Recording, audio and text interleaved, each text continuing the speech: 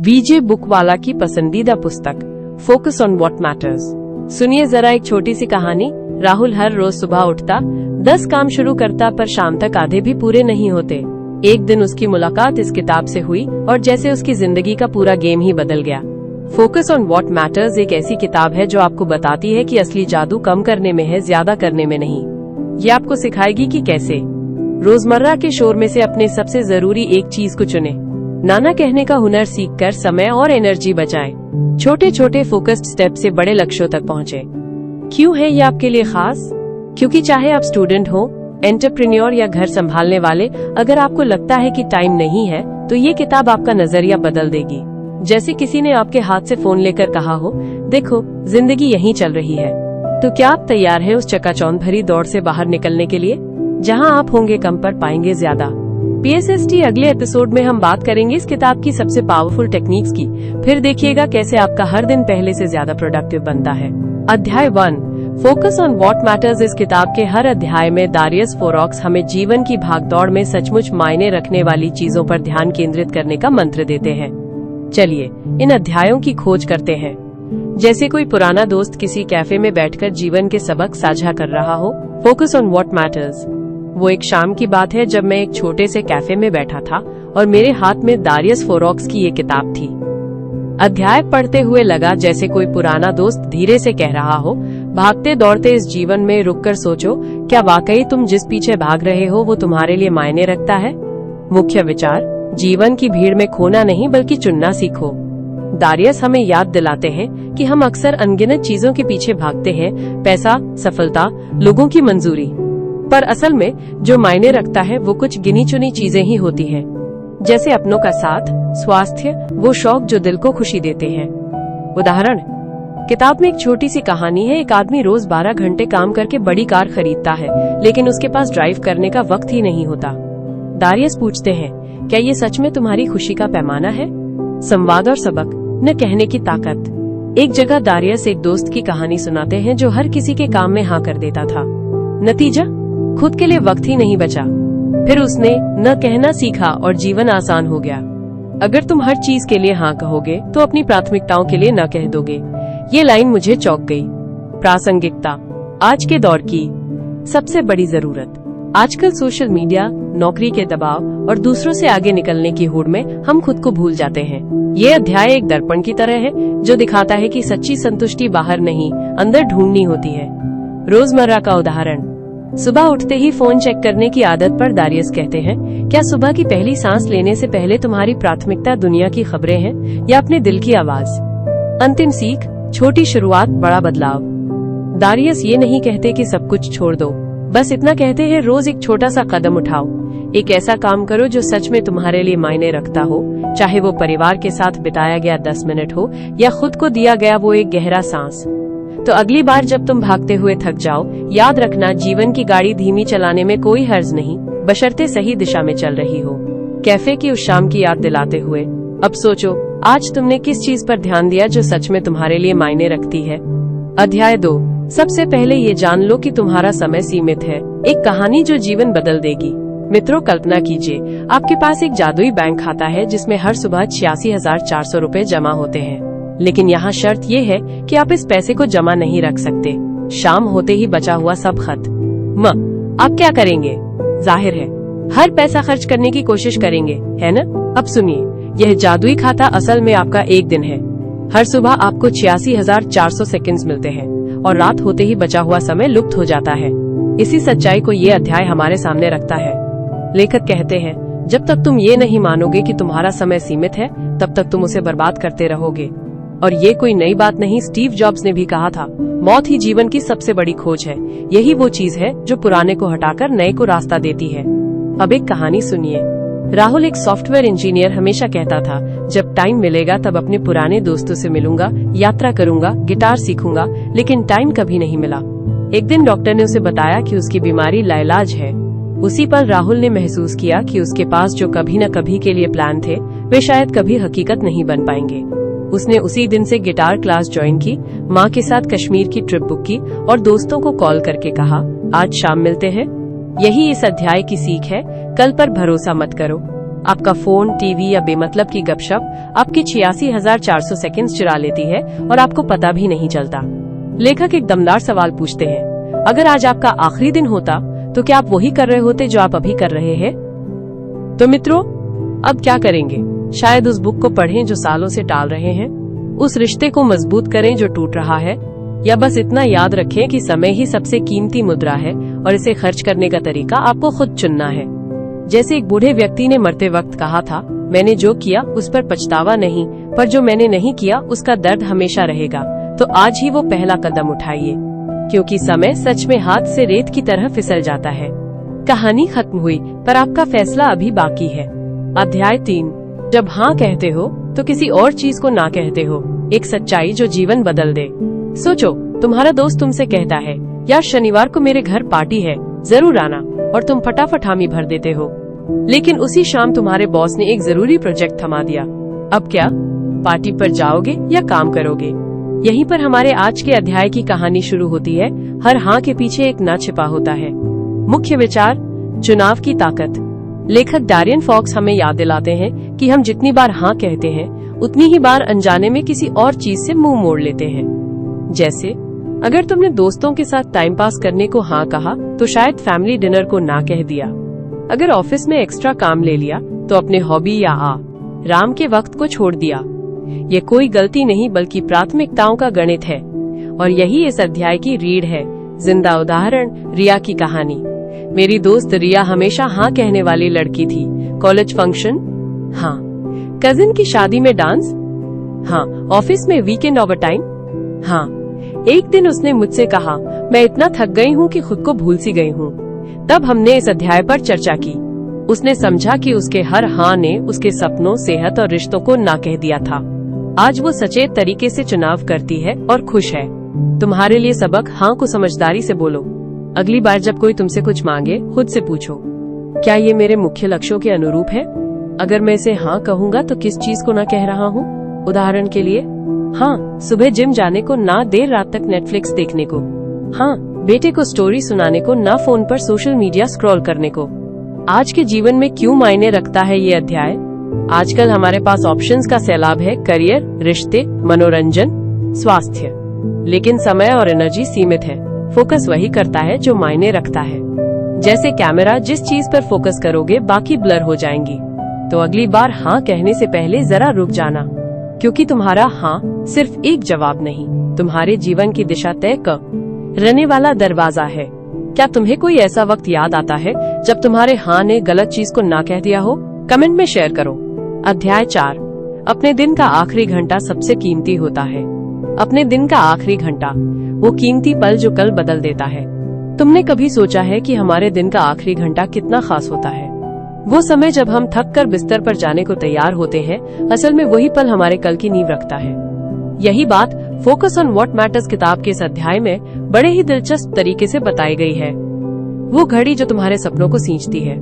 लेखक कहते हैं कि हम सुबह के समय पर तो ध्यान देते हैं, लेकिन रात का आखिरी घंटा हमें या तो आगे बढ़ाता है या पीछे खींचता है। एक छोटी सी कहानी सुनो। राज नाम का एक युवक रोज ऑफिस से लौटकर सीधा मोबाइल या टीवी पर समय बिता देता था। नतीजा, सुबह उठता तो थका हुआ और चिड़चिड़ा। फिर एक दिन उसने अपने दिन के आखिरी घंटे को बदलने का फैसला किया। उसने किताब पढ़नी शुरू की, अगले दिन के लिए प्लान लिखा और थोड़ा ध्यान किया। कुछ हफ्तों में ही उसकी ऊर्जा और मनोदशा बदल गई। क्या करें इस घंटे में? सोने से पहले हमारा दिमाग उन चीजों को गहराई से सोचता है जो हम करते हैं। अगर तुम सोशल मीडिया स्क्रॉल करोगे तो दिमाग बेचैन होगा, लेकिन अगर तुम शांत बैठकर थोड़ा रिफ्लेक्ट करो, कल के लिए 3 जरूरी काम लिखो या परिवार से बात करो, तो नींद भी अच्छी आएगी और सुबह ताजगी से भरी होगी। जैसे एक बगीचे को सोने से पहले पानी दो तो सुबह वो तरोताजा खिल उठता है। छोटी आदतों का बड़ा जादू। फिल्मों में हीरो का कराटे किक दिखता है, लेकिन असली जीत तो छोटी छोटी आदतों से होती है। अध्याय में एक महिला का उदाहरण है जो रोज रात को 5 मिनट अपने बच्चे को कहानी सुनाती थी। साल भर बाद न सिर्फ बच्चे का पढ़ने का शौक जागा, बल्कि उनका रिश्ता भी गहरा हो गया। यही है आखिरी घंटे की ताकत। आज ही शुरू करो। तुम्हारे पास ये मौका हर रात आता है। इस घंटे को टीवी, नेगेटिव बातें या फालतू की चिंताओं में न गवाओ। बस इतना करो, बिस्तर पर जाने से पहले 10 मिनट शांति से बैठो, आज की एक अच्छी बात याद करो और कल के लिए एक छोटा सा इरादा बनाओ। जैसे एक मोमबत्ती की रोशनी अंधेरे को हरा देती है, वैसे ही ये आखिरी घंटा तुम्हारे पूरे कल को रोशन कर देगा। तो फिर आज रात से ही इस कीमती घंटे को गढ़ना शुरू करोगे। अध्याय 5, जो चीजें तुम्हारे नियंत्रण में नहीं, उनके बारे में चिंता करना छोड़ दो। एक जरूरी सबक। सोचिए, अगर कल आसमान से बारिश होने वाली हो और आप उसे रोकने के लिए छत पर खड़े होकर हाथ फैलाएं, तो क्या बारिश रुक जाएगी? नहीं ना। लेकिन हमारी जिंदगी में हम ऐसी ही कोशिशें करते रहते हैं, नियंत्रण से बाहर की चीजों को लेकर परेशान होते हैं, जैसे ट्रैफिक, दूसरों की राय या कल का मौसम। पुस्तक फोकस ऑन व्हाट मैटर्स का ये अध्याय हमें बताता है कि ऐसी चिंताओं का कोई फायदा नहीं, बल्कि ये हमारी शक्ति और खुशी को चूस लेती हैं। मुख्य विचार, नियंत्रण का घेरा समझो। स्टोइक दर्शन, जिसे हम जीवन जीने की कला कह सकते हैं, हमें सिखाता है कि जिंदगी 2 हिस्सों में बंटी है, जो हमारे हाथ में है और जो नहीं।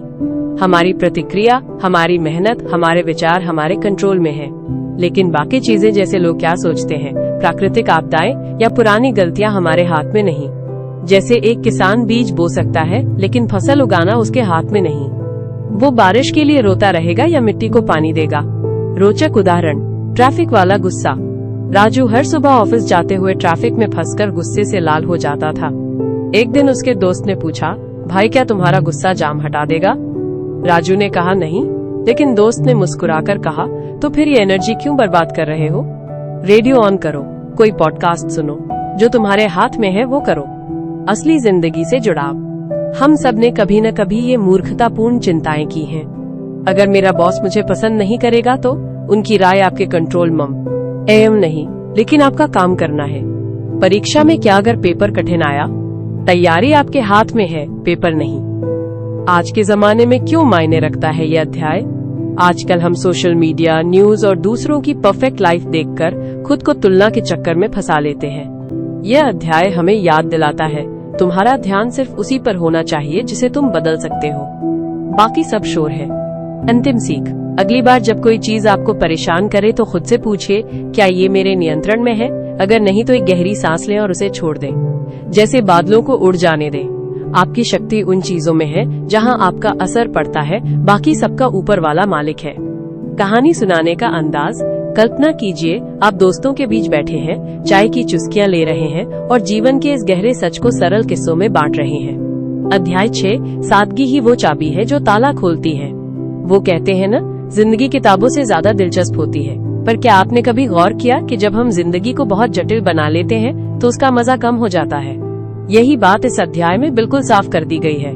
मुख्य विचार, लेखक कहते हैं कि हमारी जिंदगी में जितनी चीजें जमा होती जाती हैं, उतना ही हम भारी महसूस करने लगते हैं। सादगी सिर्फ एक अंदाज नहीं, बल्कि एक ताकत है जो हमें उस चाबी की तरह काम करती है जो ताले को खोल देती है। ताला क्या है? वो तनाव, भ्रम और अस्त व्यस्तता जो हमें जकड़े रखती है। एक मजेदार उदाहरण, मान लो आपके पास एक ड्रॉर है जिसमें कुछ भी फेंक दिया जाता है, पुराने पेन, बिल, टूटी हुई चाबियां। अब जब आपको असल में कुछ चाहिए होता है तो वो ड्रॉर खोलते ही आपका मूड खराब हो जाता है। लेकिन अगर उसमें सिर्फ वही रखा हो जो जरूरी है तो सब कुछ आसानी से मिल जाता है। जिंदगी भी ठीक वैसी ही है। संवाद के साथ समझाएं, अरे भाई, मेरी टेबल पर इतने सारे नोट्स, किताबें और फाइलें बिखरी पड़ी हैं कि मुझे खुद समझ नहीं आता कि क्या करूं। ये शिकायत राहुल ने अपने दोस्त से की। दोस्त मुस्कुराया और बोला, अगर तुम्हारी जेब में 10 चाबियां हो और तुम्हें पता ही न हो कि कौन सी किस दरवाजे की है तो क्या फायदा? राहुल ठिठक गया। ये बात उसके दिमाग में घर कर गई। प्रासंगिकता, आज के दौर में हम हर चीज को पकड़ने की कोशिश करते हैं, अधिक सूचनाएं, अधिक सामान, अधिक जिम्मेदारियां। लेकिन क्या हम खुश हैं? सादगी हमें याद दिलाती है कि असली आजादी चीजों को छोड़ने में है, न कि जमा करने में। तो अगली बार जब भी आप खुद को उलझन में पाए, खुद से पूछिए, क्या मैं सिर्फ उन चीजों को पकड़े हुए हूँ जो मायने रखती हैं? क्योंकि सादगी ही वो चाबी है जो ताला खोल देती है। अध्याय 7, अगर तुम हर चीज पर ध्यान दोगे तो कुछ भी अच्छे से नहीं कर पाओगे। जब सब कुछ चाहोगे तो कुछ भी नहीं मिलेगा। दोस्तों, कल मैंने एक किताब पढ़ी, फोकस ऑन व्हाट मैटर्स। उसमें एक अध्याय था, अगर तुम हर चीज पर ध्यान दोगे तो कुछ भी अच्छे से नहीं कर पाओगे। ये बात सुनकर मुझे वो पुरानी कहावत याद आई, एक साथ कई नावों पर पैर रखने वाला डूब जाता है। लेकिन लेखक ने इसे इतने मजेदार तरीके से समझाया कि मैं तुरंत ही अपने जीवन की गलतियां गिनने लगा। क्या होता है जब हम सब कुछ एक साथ चाहते हैं? मान लो तुम एक रेस्टोरेंट में हो, वेटर मेनू देकर कहता है, सर ऑर्डर क्या लेंगे? और तुम जवाब देते हो एक बर्गर, पिज्जा, पास्ता, नूडल्स और डोसा भी ले आओ। वेटर हैरान होकर पूछेगा, सर इतना सब खाएंगे? तुम कहोगे, नहीं बस स्वाद चखना चाहता हूँ। परिणाम, न तो बर्गर का क्रंच मिलेगा, न पिज्जा की चीज की खुशबू। सब कुछ आधा अधूरा रह जाएगा। यही हमारी जिंदगी में भी होता है। हम करियर, रिश्ते, शौक, सेहत सब पर एक साथ फोकस करना चाहते हैं। नतीजा, कोई भी चीज पूरी तरह नहीं बन पाती। लेखक कहते हैं, जब तुम्हारा ध्यान बढ़ जाता है तो तुम्हारी ऊर्जा भी बढ़ जाती है, और ऊर्जा के बिना कोई भी काम महान नहीं होता। वो मजेदार उदाहरण जिसने मुझे हंसाया और सोचने पर मजबूर कर दिया। एक आदमी था, राम। उसे फिटनेस, बिजनेस, गिटार बजाना और फोटोग्राफी सीखना था। उसने सोचा, चलो सुबह 5 बजे उठकर योग करूंगा, फिर ऑफिस जाऊंगा, शाम को गिटार क्लास और रात को फोटोग्राफी की किताब पढ़ूंगा। क्या हुआ? एक हफ्ते में वो थक कर चूर हो गया। योग अधूरा, बिजनेस में गलतियां, गिटार के तार टूटे और फोटो कैमरा धूल खाने लगा। लेखक कहते हैं, असफलता इसलिए नहीं आती कि तुम कमजोर हो, बल्कि इसलिए कि तुम खुद को अलग अलग दिशाओं में खींच रहे हो। क्या करें? एक समय में एक ही लक्ष्य। मेरे एक दोस्त ने कहा था, अगर तुम्हें पेड़ पर चढ़ना है तो एक ब्रांच पकड़ो, सारी डालियां नहीं। यही सच है। अगर तुम आज करियर पर फोकस कर रहे हो तो उसे पूरी ताकत दो। जब वो सेट हो जाए तब नए शौक या रिश्तों पर समय दो। ऐसा करोगे तो हर चीज में गहराई आएगी। आखिर में एक सवाल जो मुझे झकझोर गया। किताब के अंत में लेखक पूछते हैं, अगर आज तुम्हें सिर्फ एक ही चीज करने की अनुमति दी जाए तो वो क्या होगी? मैंने सोचा और मेरे दिमाग में सिर्फ एक ही जवाब आया, वही जो सच्ची प्राथमिकता होनी चाहिए। तो दोस्तों, अगर तुम भी अपनी ऊर्जा को बर्बाद कर रहे हो तो आज से ही खुद से पूछो, सच में क्या मायने रखता है, और फिर बाकी सबको ना कह दो। क्योंकि जब तुम कम चुनोगे तभी बेहतर पाओगे। क्या तुम्हें भी कभी ऐसा लगा है जब बहुत कुछ एक साथ करने की कोशिश ना ये तुम्हें थका दिया? कमेंट में बताओ। अध्याय 8, जीवन एक प्रयोगशाला है, हर दिन नया प्रयोग करो। खोज की कहानी। मित्रों, आज मैं आपको एक ऐसे अध्याय की कहानी सुनाने जा रहा हूँ जिसने मुझे जीवन को नए नजरिए से देखना सिखाया। ये कहानी है फोकस ऑन व्हाट मैटर्स किताब के उस अध्याय की, जहाँ लेखक कहते हैं, जीवन कोई परीक्षा नहीं बल्कि एक प्रयोगशाला है। हर दिन एक नया प्रयोग करो, डरो मत, गलतियाँ करो और सीखो। वो दिन जब मैंने फेल होने से डरना छोड़ा। लेखक एक मजेदार उदाहरण देते हैं। उनके दोस्त राहुल ने बचपन में कभी साइकिल चलाने की हिम्मत नहीं की क्योंकि वो गिरने से डरता था। एक दिन उसके पिता ने कहा, बेटा गिरोगे तो सीखोगे।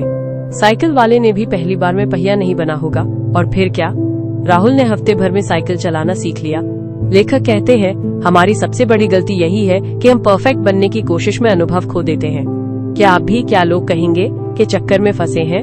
अध्याय में एक और दिलचस्प संवाद है। एक युवा लड़की ने लेखक से पूछा, सर मैं डांस सीखना चाहती हूँ लेकिन लोग मेरी हंसी उड़ाएंगे। लेखक ने मुस्कुराकर जवाब दिया, कल्पना करो कि तुम 80 साल की हो और अपने जीवन को पीछे मुड़कर देख रही हो। क्या तुम्हें अफसोस होगा कि मैंने डांस नहीं सीखा क्योंकि लोग क्या सोचेंगे, या ये कि मैंने कोशिश की और मजे किए? यही सोच बदल देती है। आज का प्रयोग, क्या होगा अगर। अध्याय का सबसे शक्तिशाली सबक ये है, हर दिन खुद से एक सवाल पूछो, क्या होगा अगर मैं आज ये नया प्रयोग करूं? चाहे वो काम में नया आइडिया आजमाना हो, किसी से माफी मांगना हो, या फिर बस 10 मिनट का ध्यान करना। जैसे एक किसान ने नए बीज बोए और पहली बार फसल बर्बाद हुई, लेकिन दूसरी बार उसने सबसे अच्छी पैदावार पाई। गलत परिणाम भी सही सबक देते हैं। यही तो प्रयोगशाला का मजा है। आपके लिए क्यों मायने रखता है ये अध्याय? क्योंकि आज हम सब सही रास्ते पर चलने के चक्कर में जीवन को रटने लगे हैं। लेकिन याद रखो, टॉमस एडिसन ने बल्ब बनाने से पहले 99 बार गलतियां की, पर उन्होंने कहा, मैं 99 तरीके सीख गया जिनसे बल्ब नहीं बनता। तो अगर आप आज किसी चीज से डर रहे हैं तो बस खुद से पूछो, क्या ये मौका मुझे जीवन की प्रयोगशाला में एक नया अनुभव देगा? कहानी का सार, सफलता असफलता के कोट में छुपी होती है। जीवन कोई मार्कशीट नहीं बल्कि एक कैनवस है। रंग भरो, धब्बे लगाओ, मिटाओ और नए रंग गढ़ो। तो दोस्तों, आज कौन सा नया प्रयोग करोगे? मिटाओ। अध्याय 9, दूसरों की राय तुम्हारी नियति नहीं बननी चाहिए। सुनो, एक कहानी सुनाता हूँ। राज नाम का एक लड़का था, बिल्कुल तुम्हारी तरह, पढ़ाई में तेज, खेल में चुस्त। पर एक दिक्कत थी, वो हर छोटी बड़ी बात पर दूसरों की राय लेता। क्या पहनूं, कैसे बोलूं, यहाँ तक कि डिनर में पराठा खाऊं या नूडल्स, इसका जवाब भी वो दोस्तों से पूछता। एक दिन उसके मास्टर जी ने उसे बुलाया और कहा, राज, अगर तुम्हारे पैरों में बंधी रस्सी का दूसरा छोर हर कोई पकड़ ले तो चलोगे कैसे? ये सवाल राज के दिमाग में घूम गया, और इसी सवाल का जवाब देता है ये अध्याय। दूसरों की राय तुम्हारी नियति नहीं बननी चाहिए। मुख्य विचार, जिंदगी तुम्हारी है, सुनो पर भरोसा मत करो। किताब कहती है लोगों की राय उनके अपने डर, अनुभव और सीमाओं से निकलती है। तुम्हारे बारे में उनकी सोच उनकी विंडो से दिखता नजारा है, तुम्हारा सच नहीं। मान लो कोई कहे तुमसे बिजनेस नहीं हो पाएगा, शायद वो खुद असफल होकर डरा हुआ है। याद रखो, टॉम क्रूज को बताया गया था एक्टिंग में कुछ नहीं रखा, तू तो झुककर चलता है। असली जिंदगी के उदाहरण, लोग क्या कहेंगे वाला डर। मेरी दोस्त प्रिया की कहानी सुनो। उसने इंजीनियरिंग छोड़कर डांस सीखा। रिश्तेदारों ने कहा शादी कौन करेगा तुमसे। आज वो बॉलीवुड में कोरियोग्राफर है। किताब में ऐसे ही एक शख्स का किस्सा है। वो गांव का पहला लड़का था जिसने IAS की जगह बेकरी खोली। पहले लोग हंसते थे, आज उसके कपकेक के चर्चे हैं। तुम्हारे लिए सबक, राय का कचरा पेटी बनाओ। किताब एक मजेदार तरीका बताती है, जब कोई तुम्हारे बारे में नकारात्मक राय दे, मन ही मन कहो धन्यवाद, लेकिन ये मेरी स्क्रिप्ट नहीं। जैसे एक्टर सलमान खान ने कहा था, मेरे फ्लॉप फिल्मों के बारे में लिखने वाले आज भी पत्रकार हैं, मैं भी यहाँ हूँ। इस अध्याय की सीख साफ है, दूसरों के शब्दों को अपनी कहानी का टाइटल मत बनने दो। तुम्हारी जिंदगी का हीरो तुम हो, और हीरो वही होता है जो विलेन के डायलॉग सुनकर रुकता नहीं। अब सोचो आखिरी बार कब किसी की राय ने तुम्हें रोका था। आज से वो आवाज सिर्फ एक बैकग्राउंड नॉइज है, तुम्हारा फैसला ही म्यूजिक होना चाहिए। अध्याय 10, असफलता को डराने वाला भूत नहीं बल्कि शिक्षक मानो। दोस्तों, कल्पना कीजिए आप एक अंधेरे कमरे में खड़े हैं और सामने एक डरावनी आकृति दिखाई देती है। आपका दिल धड़कने लगता है, पैर कांपने लगते हैं, लेकिन जैसे ही आप करीब जाते हैं पता चलता है कि वो कोई भूत नहीं बल्कि आपका पुराना शिक्षक है, जो आपको जीवन का नया पाठ पढ़ाने आया है। यही इस अध्याय का सार है। असफलता डराने के लिए नहीं, सिखाने के लिए होती है। असफलता डर का नहीं, सीख का पिटारा। लेखक कहते हैं कि हमने बचपन से ही असफलता को एक बुरी चीज के रूप में देखा है। फेल हो गए, शर्मिंदगी, नेज धंधा हो गया, लोग क्या कहेंगे। लेकिन सच तो ये है कि हर गिरावट में उठने का संदेश छुपा होता है। जैसे थॉमस एडिसन ने कहा था, मैं 1000 बार नहीं फेल हुआ, बल्कि मैंने 1000 तरीके खोज लिए जो काम नहीं करते। एक छोटी सी कहानी सुनाता हूँ। राहुल का स्टार्टअप 3 साल में दिवालिया हो गया। उसकी पत्नी ने पूछा, अब क्या करोगे? वो मुस्कुराया और बोला, अब तो मैं एक्सपर्ट हो गया हूँ कि क्या नहीं करना चाहिए। 2 साल बाद उसने जो नया प्रोजेक्ट शुरू किया वो आज लाखों कमा रहा है। गलतियाँ आपको अनुभवी बनाती हैं। अध्याय में एक दिलचस्प संवाद है। एक युवा एथलीट कोच से पूछता है, सर मैं हमेशा रेस हार जाता हूँ, क्या मैं कभी जीत पाऊंगा? कोच हंसकर बोले, बेटा तुमने अभी तक हारने के 100 तरीके सीख लिए हैं, अब जीतने का रास्ता खुद ब खुद दिखेगा। हम सभी ने ऐसा महसूस किया होगा, एग्जाम में कम नंबर आए, प्रमोशन नहीं मिला, कोई रिश्ता टूट गया। पर याद रखो, असफलता तभी खतरनाक है जब आप उससे डर जाएं, वरना तो ये आपका सबसे ईमानदार मार्गदर्शक है। आज के जमाने में ये सबक क्यों जरूरी है? आजकल सोशल मीडिया पर हर कोई सिर्फ सक्सेस स्टोरीज दिखाता है। लगता है जैसे दुनिया में सबकी जिंदगी परफेक्ट चल रही है, सिर्फ आप ही पीछे हैं। लेकिन सच्चाई ये है कि हर सफलता के पीछे सैकड़ों छुपी हुई असफलताएं होती हैं। अगर आप असफल होकर हार मान लेंगे तो शायद आपके पीछे वाला कदम ही वो होगा जो आपको सफलता तक पहुंचाता। इसलिए अगली बार जब कोई गलती हो तो खुद से पूछो, ये मुझे क्या सिखा रही है? तो दोस्तों, याद रखना, असफलता आपका अंत नहीं बल्कि नई शुरुआत का संकेत है।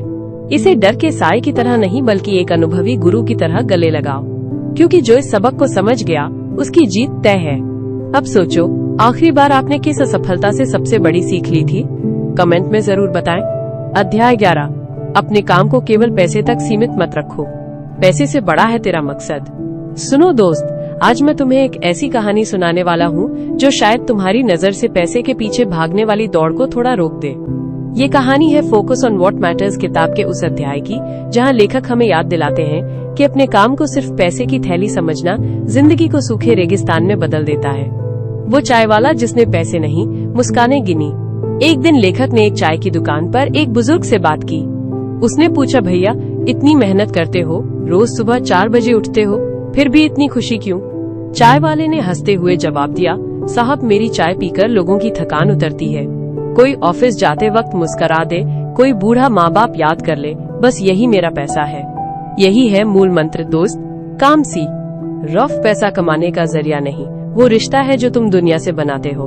वो सॉफ्टवेयर इंजीनियर जो बग ढूंढता था या मकसद। एक और किस्सा याद आया। राहुल नाम का एक लड़का बेंगलुरु में सॉफ्टवेयर की नौकरी करता था। रोज बस कोड लिखो, बग ठीक करो, पैसा कमाओ, पर दिल में एक खालीपन। फिर एक दिन उसने एक ऐप बनाया जो गांव के किसानों को मौसम की जानकारी देता था। आज वही ऐप हजारों किसानों की मुसीबत कम कर रहा है। सवाल ये नहीं कि तुम कितना कमाते हो, सवाल ये है कि तुम कितने लोगों की जिंदगी छू पाते हो। तुम्हारा क्यों ढूंढो। लेखक कहते हैं, अगर तुम सिर्फ पैसे के लिए काम करोगे तो एक दिन तुम्हारी ऊर्जा खत्म हो जाएगी, लेकिन अगर तुम्हारे पीछे एक क्यों है, कोई मकसद, कोई जुनून, तो तुम हर थकान को पार कर लोगे। सोचो, क्या तुम्हारा काम सिर्फ बिल भरने का जरिया है, या फिर वो तुम्हें सुबह बिस्तर से उतारने वाली वजह? आज के जमाने में ये अध्याय क्यों मायने रखता है? आजकल सबकी जुबान पर एक ही सवाल, कितना पैकेज मिला? लेकिन किताब हमें याद दिलाती है कि पैसा बस एक टूल है, मंजिल नहीं। जिन लोगों ने दुनिया को बदला, स्टीव जॉब्स, अमिताभ बच्चन, सचिन तेंदुलकर, उन्होंने पैसे के लिए नहीं, अपने जुनून के लिए काम किया। पैसा तो खुद ब खुद उनके पीछे भागा। तो दोस्त, अगली बार जब तुम अपने काम से ऊब जाओ, खुद से पके, बड़े ऊंच है ना, क्या मैं सिर्फ एक सैलरी स्लिप बनकर रह गया हूँ, या मेरा काम किसी के लिए मायने रखता है? क्योंकि जिंदगी में सबसे बड़ा सुख यही है जब तुम्हारी मेहनत सिर्फ तुम्हारे बैंक बैलेंस को नहीं, बल्कि किसी की जिंदगी को भर दे। अब बताओ, तुम्हारे काम का क्यों क्या है? अध्याय 12, धीमे हो जाओ, गहराई में जाओ, जीवन की असली गति का राज। दोस्तों, कल्पना कीजिए आप एक रेसिंग कार में बैठे हैं, पेडल टू द मेटल, लेकिन सामने बर्फ का मैदान है। क्या तेज भागने से आप सुरक्षित पहुंच पाएंगे, या फिसल कर रास्ता भटक जाएंगे? यही सवाल फोकस ऑन व्हाट मैटर्स किताब के इस अध्याय में उठाया गया है। लेखक हमें याद दिलाते हैं, जीवन की रेस में धीमा चलना ही कभी कभी सबसे तेज रास्ता होता है। मुख्य विचार, गहराई की ताकत। एक किसान की कहानी सुनिए। वो हर साल जल्दी जल्दी बीज बोकर फसल उगाने की कोशिश करता, लेकिन पौधे कमजोर हो जाते। एक बुजुर्ग ने सलाह दी, जमीन को गहराई तक जोतो, बीज को धीरे धीरे पनपने दो। अगले साल उसने ऐसा ही किया, फसल जबरदस्त हुई। यही इस अध्याय का सार है। धीमे चलो, लेकिन रुको मत। सोशल मीडिया, नोटिफिकेशंस और मल्टीटास्किंग के इस जमाने में हम सतही हो गए हैं। एक साथ 10 काम करने की बजाय एक काम को पूरी मौजूदगी से करो।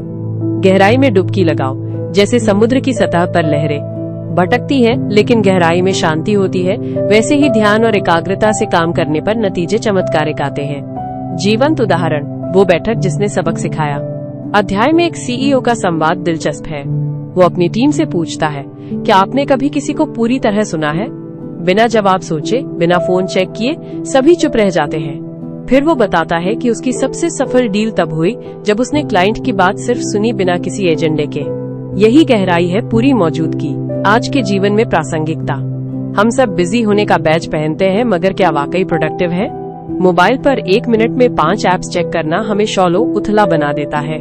अध्याय एक चुनौती देता है, आज से एक काम ऐसे करो जैसे वही तुम्हारी आखिरी प्रार्थना हो। चाहे चाय पीना हो, बच्चे से बात करना हो, या प्रोजेक्ट पर काम, उसे पूरी उपस्थिति से करो। अंतिम सीख, एक गुरु से पूछा गया, आप एक समय में सिर्फ एक ही काम क्यों करते हैं? उन्होंने मुस्कुराकर कहा, क्योंकि मैं वही कर रहा हूँ जो मैं कर रहा हूँ। यही गहराई का फलसफा है। तो दोस्तों, आज से स्लो डाउन, गो डीप, धीमे चलो, मगर ऐसे कि हर कदम जमीन पर छाप छोड़ जाए। क्या आपको लगता है आज की भागदौड़ में ये संभव है?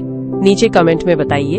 अध्याय 13, अंत में केवल वही मायने रखता है जो तुम्हारे लिए मायने रखता है। सोचो, अगर आज ही आपकी जिंदगी का आखिरी दिन हो तो क्या चीजें आपके लिए सबसे कीमती होंगी? शायद वो प्रमोशन नहीं जिसके लिए आप रात रात भर जाग रहे थे, न वो गाड़ी जिसका EMI भरने में आपका वक्त जाता है, बल्कि वो पल होंगे जब आपने अपने बच्चे को पहली बार साइकिल चलाते देखा, वो शाम जब दोस्तों के साथ हंसते गाते चाय पी थी, या वो चुप्पी जब आपने अपने माता पिता का हाथ थामा था। यही इस अध्याय की मूल बात है। जिंदगी के आखिरी पड़ाव पर हमारे दिमाग में क्या आएगा? एक कहानी से समझिए। राहुल एक टॉप लेयर कंपनी में मैनेजर था। हर सुबह उसकी नजर मीटिंग्स और टारगेट्स पर होती और हर शाम उसका दिमाग इनबॉक्स जीरो करने में लगा रहता। एक दिन उसकी 5 साल की बेटी ने उससे पूछा, पापा कल मेरा स्कूल में पिकनिक है, आप आओगे ना? राहुल ने झट दे दिया, बेटा इस बार तो प्रेजेंटेशन है, अगली बार। वो अगली बार कभी नहीं आया। 2 साल बाद एक एक्सीडेंट में राहुल की जान चली गई। उसकी डायरी में लिखा था, काश मैं उस दिन बेटी के साथ गया होता। हम क्यों भटक जाते हैं? हमारा दिमाग समाज, सोशल मीडिया और दिखावे के चक्रव्यूह में फंस जाता है। लोग क्या कहेंगे, कार, बंगला, स्टेटस, यही सफलता के पैमाने बन जाते हैं। पर सच तो ये है कि जब आप अकेले होते हैं तब आपका दिल जिन चीजों को बड़े उता है वही असली है।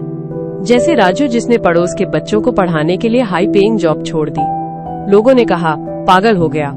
पर आज उसकी आंखों में वो शांति है जो कभी उसकी सैलरी स्लिप नहीं दे पाई। कैसे पहचाने अपनी असली चीजें? अगर मेरे पास सिर्फ 6 महीने हो, ये सवाल अपने आप से पूछिए। जो जवाब दिल से आए वही आपका सच है। उन रिश्तों की लिस्ट बनाइए जिन्हें आप निभाना चाहते हैं, न कि उन चीजों की जिन्हें आप खरीदना चाहते हैं। हर शाम 2 मिनट का रिव्यू लीजिए। आज मैंने जो समय दिया, क्या वो मेरे लिए मायने रखता है? यह अध्याय क्यों मायने रखता है? क्योंकि जिंदगी एक चेकलिस्ट नहीं, एक कहानी है। और एक दिन जब हम पीछे मुड़कर देखेंगे तो सिर्फ वही पल याद आएंगे जब हमने अपने दिल की सुनी। तो आज से ही छोटी छोटी चुनौतियां लीजिए। फोन स्विच ऑफ करके बच्चे को गोद में उठाइए। बुजुर्ग माता पिता से बिना टाइम मैनेजमेंट की चिंता किए बातें कीजिए, क्योंकि अंत में वही बचेगा जो दिल को छू गया। कहानी का अंत उस संवाद पर करें जो श्रोता को सोचने पर मजबूर कर दे। सच पूछो तो मौत ही हमें सिखाती है कि जीना क्या होता है, पर क्या हमें उसका इंतजार करना चाहिए? अध्याय 14। ये अध्याय हमें याद दिलाते हैं कि जीवन की गहराई उसकी सादगी में छिपी है। जैसे कोई कहानीकार धीरे धीरे हर पन्ने पर जिंदगी का असली स्वाद छोड़ता जाता है, वैसे ही ये किताब भी हर पाठक को अपनी राह पर चलने की प्रेरणा देती है। जीवन की असली खुशी सादगी में छिपी है। अरे भाई, कभी सोचा है कि जिंदगी का असली मजा कहाँ है? वो शायद उन छोटे छोटे पलों में है जिन्हें हम भागते भागते मिस कर देते हैं। ये अध्याय हमें याद दिलाता है कि गहराई हमेशा शोरगुल के पीछे नहीं, बल्कि खामोशी में मिलती है, बिल्कुल वैसे जैसे कोई कहानीकार धीरे धीरे हर पन्ने पर जीवन का नमक बिखेरता जाता है। मुख्य विचार: सादगी ही सबसे बड़ी कला है। ये अध्याय कहता है कि हम जितना ज्यादा चीजों को जटिल बनाते हैं, उतना ही खुद से दूर होते जाते हैं। असली जीवन तो वहाँ बसता है जहाँ हम बिना किसी झंझट के सच्चाई को महसूस कर पाएं। जैसे कि रोज सुबह चाय की चुस्की लेते हुए धूप की गर्माहट, या फिर बचपन की वो बारिश में भीगने वाली मस्ती। ये छोटे पल ही तो वो धागे हैं जो जीवन की चादर को सुंदर बनाते हैं। एक कहानी जो दिल छू ले। मोहन और उसका रेडियो। मोहन दादा गांव में रहते थे। उनके पास एक पुराना रेडियो था जिसे वो रोज शाम को लगाकर बैठ जाते। एक दिन शहर से उनका पोता आया और बोला, दादा ये रेडियो क्यों? अब तो स्मार्टफोन में सब कुछ है। मोहन दादा मुस्कुराए और बोले, बेटा इसमें सिर्फ आवाज है, कोई नोटिफिकेशन नहीं, कोई तनाव नहीं, बस मैं और मेरे गाने। क्या हम भी अपनी जिंदगी को ऐसे ही सरल बना पाएंगे? तुमसे बात, क्या तुमने कभी ठहर कर देखा? अच्छा सच बताओ, आखिरी बार तुमने बिना मोबाइल के कितनी देर तक किसी की आंखों में देखकर बात की थी? या फिर कभी बस खामोशी से किसी पेड़ की छांव में बैठकर समय बिताया था? हम भूल गए हैं कि जीवन की सबसे बड़ी कला वही है जो बिना दिखावे के हमारे दिल को छू जाए। आज के जमाने में क्यों मायने रखता है ये अध्याय? आजकल सब कुछ फास्ट चाहिए, fast food, fast internet, fast success. लेकिन क्या खुशी भी फास्ट आती है? ये अध्याय हमें बताता है कि धीमा चलना कोई कमजोरी नहीं, बल्कि जीवन को गहराई से जीने का तरीका है। जैसे एक किसान धैर्य से फसल उगाता है, वैसे ही हमें भी अपने पलों को सहेजना सीखना होगा। तो अगली बार जब तुम किसी भाग दौड़ में हो, तो एक पल रुककर खुद से पूछना, क्या मैं सच में जी रहा हूँ या बस दौड़ रहा हूँ? शायद इसका जवाब तुम्हें सादगी की ओर ले जाए, जहाँ जीवन का असली स्वाद बसता है। और इसी के साथ दोस्तों, आज की ये ज्ञान की गपशप यहीं समाप्त होती है। लेकिन चिंता मत करिए, क्योंकि किताबों का ये खजाना तो बस शुरुआत है। आज हमने जो कुछ साझा किया वो आपके दिमाग में एक छोटा सा बीज बो गया होगा। अब आपका काम है इसे प्यार और जिज्ञासा से सींचना। अगली बार हम लेकर आएंगे एक और दिलचस्प कहानी, जिसमें हो सकता है आपकी अगली पसंदीदा किताब छुपी हो। तो ध्यान से सुनिएगा, क्योंकि अगले एपिसोड में ड्रम रोल की आवाज हम बात करेंगे उस रहस्यमयी पात्र की जिसने पूरी कहानी को ही पलट कर रख दिया। क्या आप अनुमान लगा सकते हैं कि वो कौन होगा? और हाँ, अगर आपको आज का ये सफर थोड़ा भी मनभावन लगा हो, तो वीजे बुक वाला के इस संग्रह को और भरपूर बनाने में हमारा साथ दीजिए। बस एक छोटा सा क्लिक सब्सक्राइब का बटन और घंटी को भी जरूर बजा दीजिए, ताकि कोई नया एपिसोड छूटे ना। साथ ही अगर ये वीडियो आपके दिल को छू गया हो तो उस लाइक बटन को भी जरूर दबाइएगा। ये आपकी तरफ से हमारे लिए एक छोटा सा पर बहुत कीमती धन्यवाद होगा। तब तक के लिए पढ़ते रहिए, सीखते रहिए और कहानियों के जादू में खोए रहिए। याद रखिए, हर किताब एक नया दरवाजा खोलती है और वेजबुक वाला आपका उस दरवाजे तक पहुंचाने वाला दोस्त है। फिर मिलेंगे नए रहस्यों के साथ। जय हिंद। सब्सक्राइब और शेयर जरूर कीजिए। हर बुक को आप तक पहुंचाने में बहुत मेहनत लगती है। आपका लाइक, शेयर एंड सब्सक्राइब हमें और बुक लाने के लिए मोटिवेट करेगा। और अगली बुक कौन से चाहिए, कमेंट बताइए।